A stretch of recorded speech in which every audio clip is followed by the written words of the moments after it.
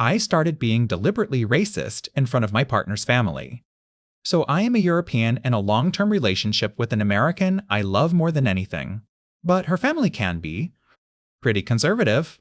Not outright crazy, but a few moderate Trump supporters, with some pretty racist tendencies. They all live in the Midwest B2W. I'm a fairly political person, with a focus on WW2 history in my studies, so one could say I don't really like this, but I also don't want to debate my family-in-law.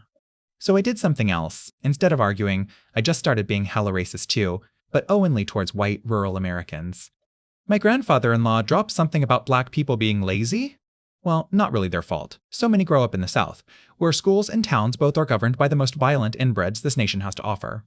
Deport the illegals for committing crimes? Sure, buddy, but deport those low IQ Alabama hicks right with them. Good civilized people shouldn't have to deal with crime rates that high. This country would not only be better, but the average IQ would be 20 points higher if Sherman had finished the damn job. And of course, I emphasize that they are not all like this. Ata all, some are definitely good poable. This phrase got my favorite reaction, B2.